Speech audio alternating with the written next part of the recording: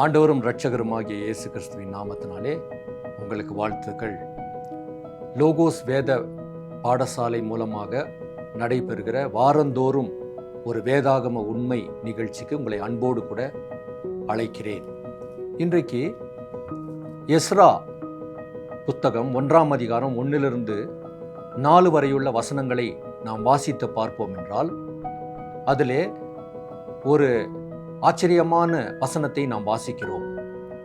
கோரேசின் ஆவியை கர்த்தர் ஏவினதனாலே என்ற ஒரு பதத்தை நாம் வாசிக்கிறோம். கோரேஸ் என்று சொல்லக்கூடிய ஒருவன் பெர்சிய நாட்டினுடைய மன்னனாக அந்த நாட்களிலே காணப்பட்டான். அவன் யூதர் அல்லாதவன்.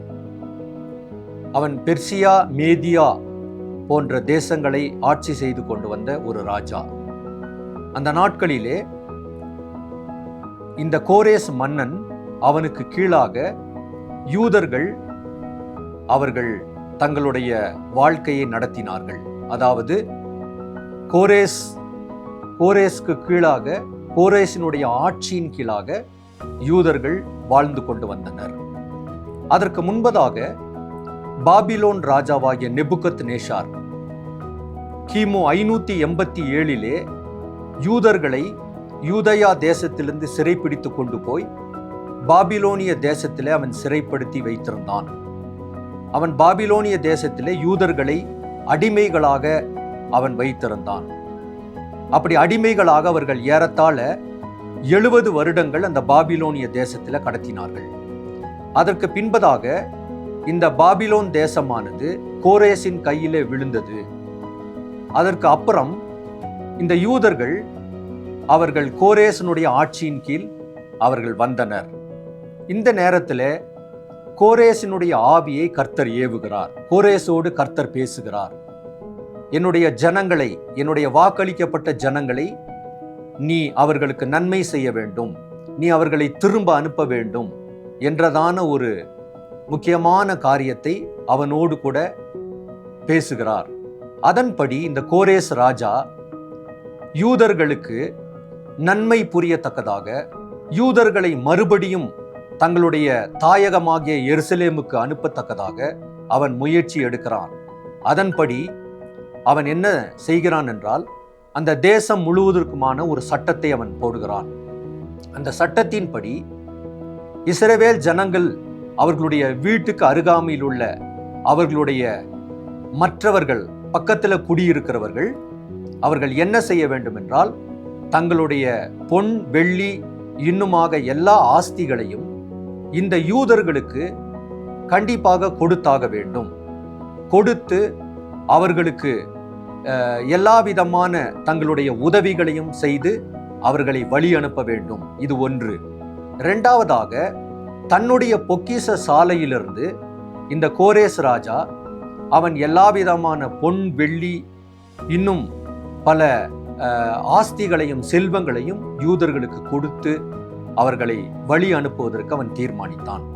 அதன்படி அவன் யூதர்களுடைய முக்கியமான பிரதிநிதிகளை அவன் அழைத்து அவன் தன்னுடைய மனதில் உள்ள இந்த முக்கியமான ஆவல்களை அவன் சொல்லுகிறான். அதன்படி அவன், இந்த கோரேஸ் ராஜா, இந்த யூதர்களுடைய பிரதிநிதிகளிடத்தில் உங்களுக்கு எல்லா விதமான உதவிகளும் கிடைத்தாயிற்று, நீங்கள் போகலாம், நீங்கள் போய் உங்களுடைய தேசத்தில் உங்களுடைய இடிபாடுகளை நீங்கள் மறுபடியும் சரி கட்டி கொண்டு நீங்கள் இழந்த அந்த தேவாலயத்தை மறுபடியும் நீங்கள் கட்டலாம், அதற்கான எல்லா பொன், வெள்ளி, செல்வங்கள், பணம் எல்லாவற்றையும் நாங்கள் தருகிறோம் என்று அப்படியாக அவன் குறிப்பிட்டான். அதோடு கூட சேர்த்து பாபிலோன் தேசத்தினுடைய ராஜா, அங்க பாபிலோன் அவனுடைய அந்த விக்கிரக ஆலயத்துல யூதர்களுடைய தேவாலயத்தில் இருந்த பொன், வெள்ளிகளை கொண்டு வந்து சேர்த்திருந்தான்.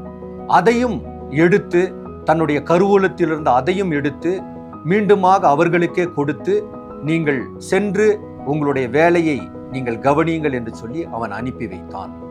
இந்த மாதிரியான ஒரு முக்கியமான பிரகடனம் தான் கோரேஸ் பிரகடனம், எடிக்ட் ஆஃப் சைரஸ் என்று சொல்லி அழைக்கப்படுகிறது. அதன்படி யூதர்கள் இந்த ஒரு பெரிய ஒரு முடிவை எடுத்து ஏறத்தாழ 50,000 யூதர்கள் 70 ஆண்டு கால அடிமைத்தனத்துக்கு பின்பதாக அந்த தேசத்திலிருந்து எஸ்ரா நெகேமியா தலைமையிலே தங்களுடைய தாயகத்துக்கு அவர்கள் திரும்பி மீண்டுமாக அவர்கள் தேவாலயத்தையும் எருசலேமின் அலங்கத்தையும் கட்டி அவர்கள் மறுபடியும் அவர்களுடைய தேவனாகிய யெகோவா தேவனை தொழுது கொண்டு அவருக்கு நன்றி செலுத்துகிறார்கள்.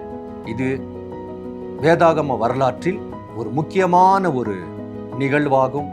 இந்த உண்மை நாம் கண்டிப்பாக அறிந்திருக்க வேண்டிய ஒரு உண்மை. இதை நாம் எஸ்ராவினுடைய புத்தகம் 1ஆம் அதிகாரத்தில் அதை தொடர்ந்து உள்ள அதிகாரங்களிலே நாம் இதை வாசிக்கலாம். மற்றுமொரு நிகழ்ச்சியிலே மற்றுமொரு வேதாகம உண்மையோடு கூட உங்களை சந்திக்கிறேன். அதுவரைக்கும் தேவன் உங்களை ஆசிர்வதிப்பாராக. ஆமேன்.